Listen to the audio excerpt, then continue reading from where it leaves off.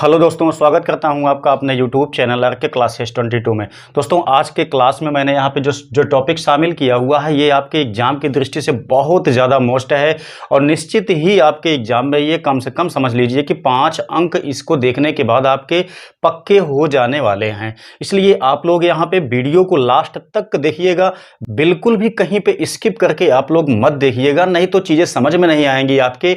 यहाँ से दोस्तों आपका जो क्वेश्चन आता है, जो न्यूमेरिकल आते हैं, वो भी काफ़ी ज़्यादा इसी की सहायता से आप सॉल्व कर सकेंगे अगर इस टॉपिक को देख लेंगे तो सबसे पहले मैं आपको बताना चाहूँगा दोस्तों कि ये क्लास है 12th की यूपी बोर्ड या सीबीएसई बोर्ड सभी के लिए ये बहुत ज़्यादा मोस्ट क्लास है। फिजिक्स की है दोस्तों, जिसमें हमने शामिल किया हुआ है कैपेसिटर में कैपेसिटर का कॉम्बिनेशन इन पैरेलल, यानी कि हमने यहाँ पे समांतर क्रम संयोजन देखने वाले हैं, वो भी संधारित्र का। और साथ साथ दोस्तों यहाँ पे एक बात ये क्लियरफाई करने वाले हैं कि इसको किस तरीके से जोड़ा जाता है कि जिससे कि इसमें ज़्यादा से ज़्यादा कैपेसिटी को एब्जॉर्ब, यानी ज़्यादा से ज़्यादा कैपेसिटी इसमें बन सके, जिससे इसमें आवेश को ज़्यादा से ज़्यादा संचित किया जा सके। तो दोस्तों हम जानते हैं कि यहाँ पे संधारित्रों को दो टाइप से मुख्यतः जोड़ा जाता है, एक होता है श्रेणी क्रम संयोजन, एक होता है समांतर क्रम संयोजन। तो दोस्तों मैंने यहाँ पे श्रेणी क्रम संयोजन को इसके पहले वाले क्लास में शामिल किया था, जो कि इसी चैनल पे अपलोड है, आप लोग उसको देख सकते हैं। आज यहाँ पे हम यहाँ शामिल किए हुए हैं समांतर क्रम संयोजन। कोशिश करेंगे कि आज के बाद आपको इसमें कोई भी दिक्कत ना हो। तो आइए देख लेते हैं कि कैसे ये संयोजित किया जाता है, इसका तुल्य प्रतिरोध कितना आता है, कब इसको समांतर क्रम में संयोजित करना उचित होता है आपके लिए। ठीक है, तो हम यहाँ पे थोड़ी सी बात करते हैं। सबसे पहले हम जानते हैं दोस्तों कि क्या होता है कि कभी कभी हमारे पास ऐसी सर्किट्स होती हैं जहां पे कि हमें कम से कम कैपेसिटी की आवश्यकता पड़ती है, या दोस्तों कभी कभी ऐसा होता है कि हमें ज़्यादा से ज़्यादा कैपेसिटी की आवश्यकता होती है, लेकिन हमारे पास क्या होता है कि छोटे छोटे कैपेसिटर मौजूद होते हैं, बड़ी कैपेसिटी का कैपेसिटर मौजूद नहीं होता है। तो ऐसी सिचुएशन में जब ज़्यादा कैपेसिटी की आवश्यकता होती है लेकिन हमारे पास छोटे छोटे कैपेसिटी के इंस्ट्रूमेंट मौजूद होते हैं, तब दोस्तों यहाँ पे सभी कैपेसिटर्स को समांतर क्रम में संयोजित करने की आवश्यकता पड़ जाती है। तो हम यहाँ पे देखेंगे किस प्रकार से इनका कॉम्बिनेशन किया जाता है। तो दोस्तों होता क्या है, जितने भी कैपेसिटर आपके पास होते हैं, जैसा कि आप यहाँ पे चित्र में देख पा रहे हैं, जितने भी कैपेसिटर आपके पास होते हैं सभी को हम जानते हैं कैपेसिटर में दो दो प्लेटें होती हैं, एक आपका फर्स्ट होता है, एक आपका सेकंड होता है। एक को दोस्तों यहाँ पे एक्स से दर्शाया जाता है, एक को वाई से दर्शाया जाता है। तो हमारे पास जितने भी कैपेसिटर होते हैं, हम सभी कैपेसिटर के एक्स एक्स प्लेट को एक बिंदु से जोड़ देते हैं, जैसा आप यहाँ पे देख सकते हैं।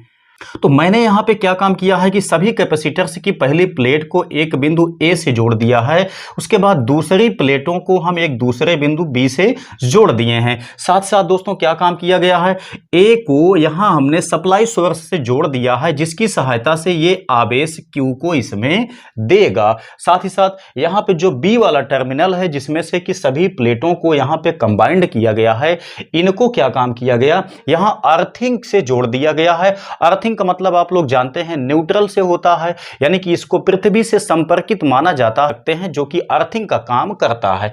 तो अब यहां पे देखेंगे इस तरीके से इनका कॉम्बिनेशन किया जाता है। ध्यान देने वाली बात यहां पे ये है दोस्तों कि यहां पे जब सप्लाई लाइन से हम इसको आवेश क्यों देते हैं यहां पे, तो ये आवेश आपका 3 भागों में डिवाइड हो जाता है। यहां पे हमने 3 कैपेसिटर लगाया हुआ है, इसलिए ये 3 भागों में डिवाइड होगा। आप जितने ज्यादा कैपेसिटर लगाएंगे उतने ज्यादा भागों में ये डिवाइड होगा। ठीक है, तो हमने यहाँ पे 3 कैपेसिटर लगाया हुआ है, तो ये 3 भागों में डिवाइड हो जाता है। यहाँ पे देखेंगे तो इस वाले में आपका आवेश का एक खंड जाएगा, इस वाले में आवेश का एक खंड जाएगा, इस वाले में भी आवेश का एक खंड जाएगा। तो हम मान लेते हैं कि इस वाले में आवेश Q1 जाता है, इस वाले में आवेश Q2 जाता है, इस वाले में आवेश Q3 जाता है। साथ ही साथ हम ये मान के चलते हैं कि इस वाले कैपेसिटर की कैपेसिटी C1 है, इसकी कैपेसिटी C2 है, इसकी कैपेसिटी C3 है, ऐसा हम मान लिए हैं। तो दोस्तों आपको एक बात ये पता होगी कि जब कोई आवेशित कैपेसिटर होता है या प्लेट होती है, उसके समीप कोई अन्य अनावेशित, यानी कि अन्य अनावेशित जो प्लेट होती है, जब उसको हम समीप में रख देते हैं तो इंडक्शन की क्रिया, जिसको कहते हैं प्रेरण, ठीक है, इंडक्शन की क्रिया से सेकंड वाली प्लेट पे अपोजिट चार्ज का आवेश आ जाता है।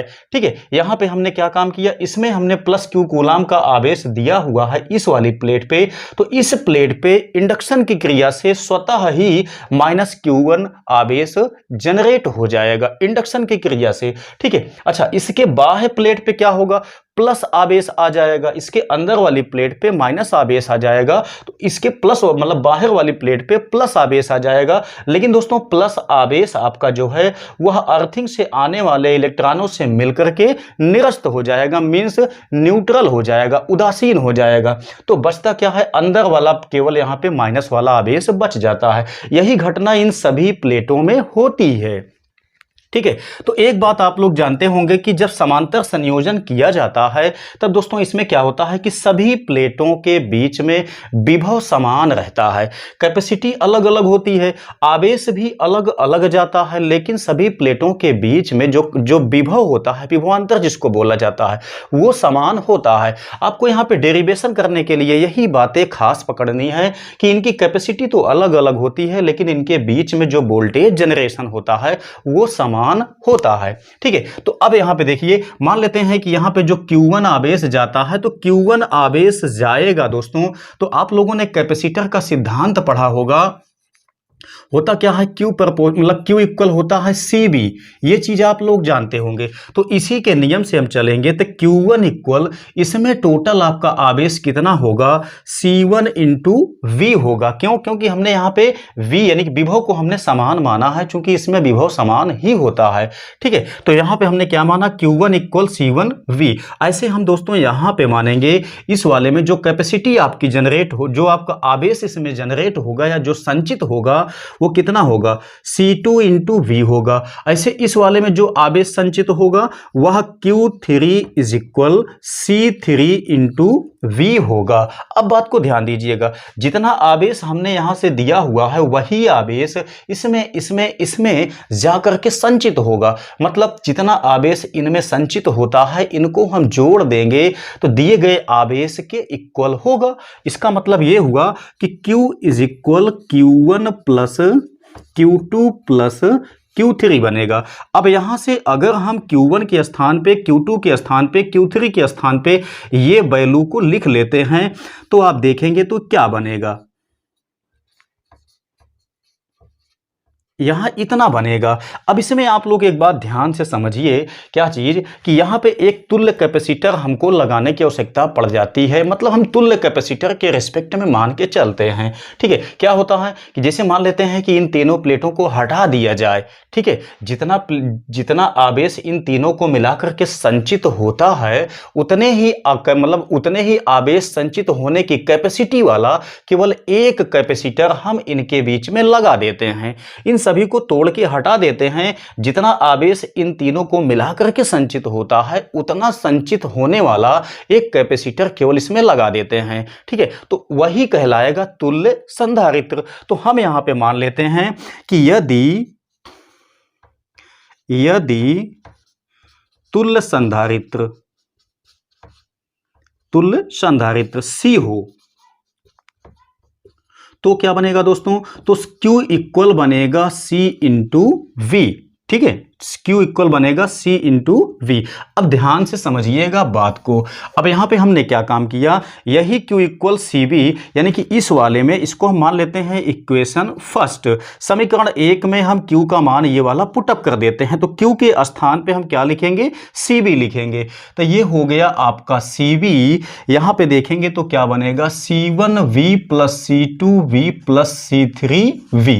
अब ध्यान से बात को समझिएगा, इस वाले में आप देखेंगे तो कुछ कॉमन है। कॉमन क्या है आपका, यहां पे V कॉमन है, तो C1 plus C2 plus C3। यहां पे देखेंगे तो V से V आपका कैंसिल हो जाएगा, तो बचेगा क्या, C इक्वल बचेगा C1 plus C2 plus C3।